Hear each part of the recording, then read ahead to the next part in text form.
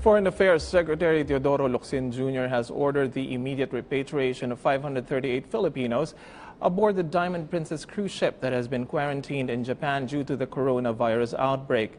In a tweet, Locsin said the issued directive to the Philippine Embassy in Tokyo. 41 of the Filipinos on board have tested positive for the Wuhan contagion. According to the Health Department, the Pinoys will be placed under another 14-day quarantine once back in the Philippines. Here's Mark Fatalco with more details. Passengers who tested negative for the novel coronavirus began disembarking from the Diamond Princess cruise ship in Japan after the 14-day quarantine period. Hence, the Interagency Task Force for Emerging Infectious Diseases continues ironing out the whole process of repatriation of Filipinos on board the virus-hit vessel. According to ASEC Maria Vergere of the DOH, Filipino crew and passengers who will voluntarily accept repatriation will be quarantined for another 14 days. Even though they were already quarantined in that ship for 14 days, we are now requiring another set of 14-day period for them so that we can minimize this possibility na baka sakasakali kahit wala silang na-exhibit na simptomas ay makapanghawa sila sa iba. So this 14-day period will somehow give us that assurance na mami-minimize natin itong transmission na ito. The DOH explained that only the asymptomatic ones are to be included in the repatriation.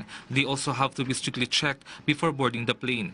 The DOH said that their employers will shoulder their airplane travel expenses. Just like before, a team from the DOH will accompany them in the airplane until they get to be quarantined. Kung sakasakali po na ang magiging final arrangement natin is a chartered plane, magkakasama po sila at maaari na hindi lang isang carrier dahil marami nga po sila.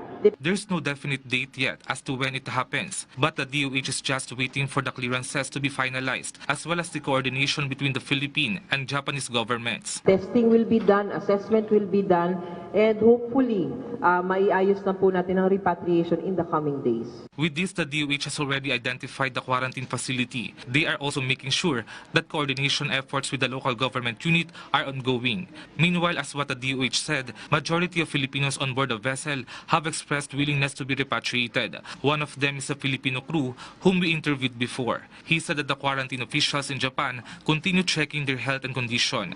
His sample was already taken, hoping he will test negative so he could return to home immediately. To date, 41 Filipino crew people have tested positive for the novel coronavirus. According to the DFA, the Philippine Embassy is constantly coordinating with the patients confined in hospitals to ensure their well-being and provide assistance. On the repatriates in New Clark City, the DOH said all of them are showing no symptoms of COVID-19, except for a 38-year-old pregnant woman with high blood pressure. She was already brought to hospital and she was accompanied by her husband who is also being quarantined. The quarantine period will end on Saturday. After this, they can return to their respective provinces but still subject for 2 weeks monitoring. Mark Fatalco for The Nation.